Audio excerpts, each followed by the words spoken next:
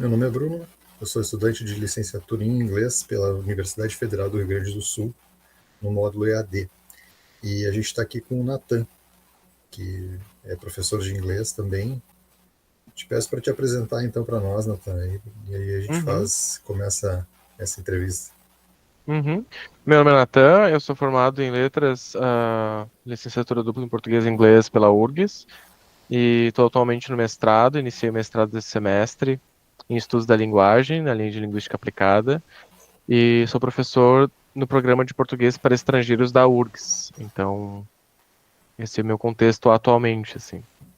Bom, a primeira pergunta é quando e como se deu a tua escolha pela docência? Eu comecei muito cedo a dar aula, comecei aos 15 anos, depois de terminar o cursinho de inglês da minha cidade. E como eu comecei muito cedo, eu já sabia que eu gostava de dar aula, gostava de estudar línguas. Na hora de fazer vestibular, eu pensei certamente em fazer letras por conta disso.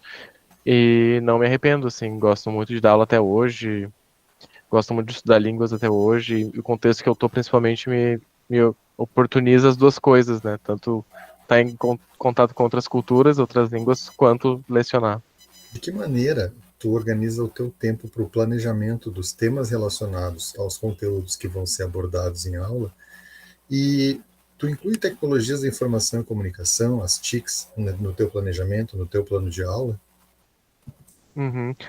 Quanto ao tempo de planejamento, em questão dos conteúdos, eu tiro muito tempo para buscar textos. É o que eu acabo passando mais tempo fazendo, selecionando textos para aula e a depender daí do conteúdo. E muitas vezes tenho que estudar o conteúdo, né, que não é alguma coisa que eu vi que não seja alguma coisa que eu vi na faculdade, né, de tópicos linguísticos, enfim. E quanto às tecnologias, nunca estudei sobre isso, mas sobre ferramentas online, né, ferramentas tecnológicas para o ensino, eu aprendi muito a usar durante a pandemia.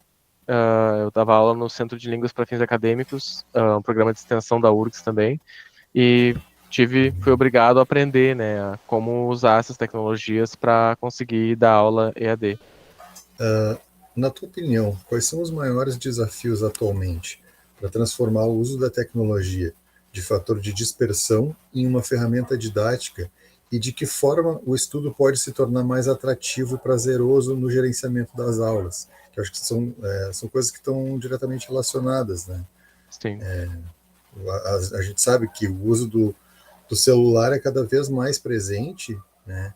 E às vezes até excessivo, mas a gente também pode transformar isso numa ferramenta de apoio didático, de uma ferramenta de pesquisa também. Né? Só para dar um exemplo assim Sim. dos recursos tecnológicos que a gente dispõe. Né? Uhum.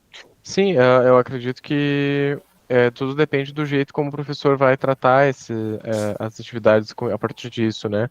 Então, eu acho que é inevitável, essas tecnologias vão entrar para dentro da sala de aula, ferramentas de tradução, ou ferramentas de produção textual, revisão textual, Sim. chat GPT, vão entrar para a sala de aula querendo os professores ou não. Então, depende muito da orientação do professor quanto aos alunos para isso, né?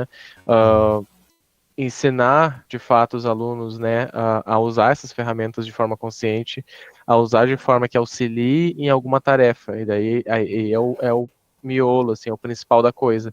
Dar tarefas que tenham algum significado para os alunos, dar tarefas de verdade, que eles tenham que construir alguma coisa nova, e não que eles tenham que só repetir alguma coisa que já está dada, alguma coisa que todo mundo já sabe, né? Porque senão não tem porquê. E daí, óbvio que abrir o Instagram vai ser muito mais divertido do que ficar repetindo a ladainha de algum lugar.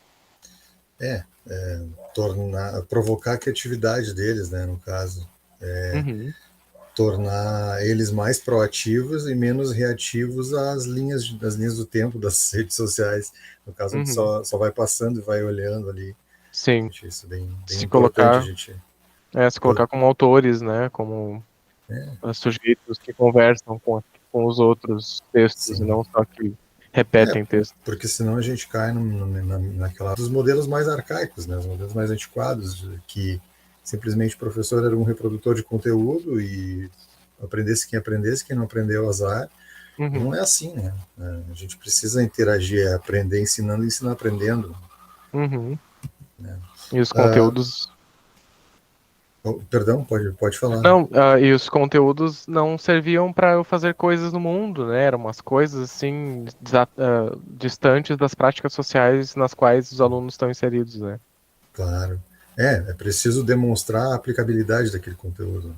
Quando o aprendizado do aluno se desenvolve abaixo da expectativa, tu considera se há necessidade de recorrer ao apoio especial, o apoio educacional especializado e como saber quando isso é necessário?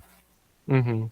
Eu não tenho nenhuma experiência com apoio educacional especializado, nenhuma instituição que eu dei aula, o programa que eu dei aula teve, então eu não sei te dizer. Eu procuro ler sobre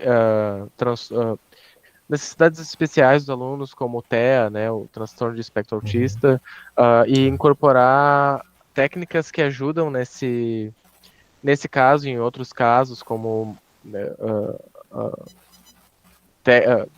né, dialogar com os alunos para descobrir as necessidades que eles têm, né? Talvez Uhum. esses de TEA, algum hiperfoco que eles tenham, ou sempre fazer as aulas num modelo parecido, com momentos bem previsíveis, adotar bastante imagem e exemplos literais ajuda também, e não atrapalham alunos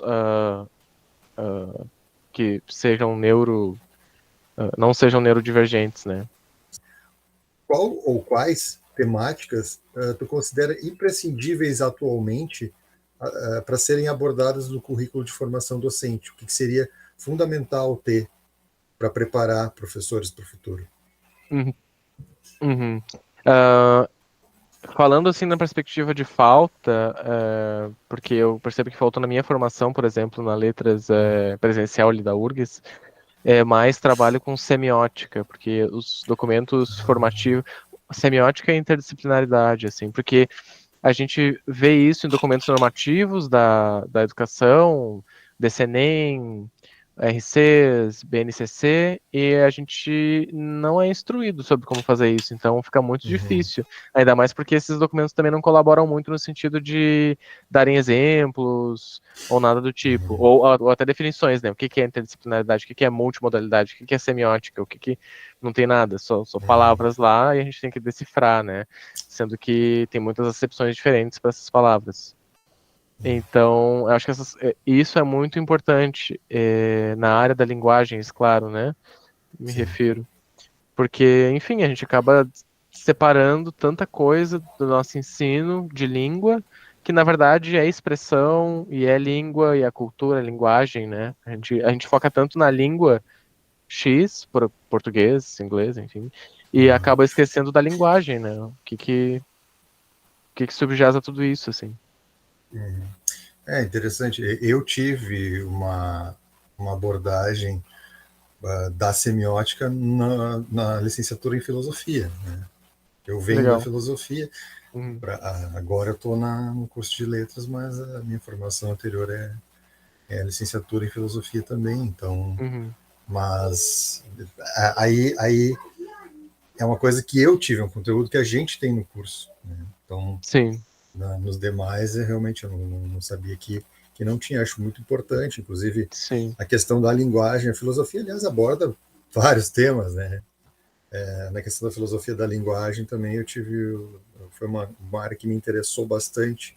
A gente compreender que linguagem não é só o que está escrito, que está grafado, até porque antes de existir a escrita, as pessoas se comunicavam de outras formas. Uhum. Né? A gente está Sim. muito acostumado com isso, mas Uhum. tem toda uma história, uma pré-história da humanidade que é anterior a isso. Na verdade, a história é atual, né? As comunidades indígenas são orais e existem É, até hoje. Então, existe a toda uma gente. tradição da oralidade, né? Uhum. Sim, da canção, música, da arte visual, arte plástica, enfim, uma série Uhum. de elementos que a gente separa do ensino de língua porque a gente é muito grafocêntrico, né? Uhum. Grafocêntrico, eu gostei desse termo. Então, eu te agradeço imensamente a tua disposição, muito obrigado e sucesso nas tuas aulas, na tua carreira, na tua vida profissional aí. E Uma boa Tá noite, um bom certo. descanso. Obrigado, Bruno. Boa sorte também na tua caminhada. Espero que seja muito prazerosa como foi a minha também. Qualquer coisa pode me chamar para, não sei, dicas, macetes da letras. Tchau, Tá tchau. certo. Valeu, obrigado. Valeu.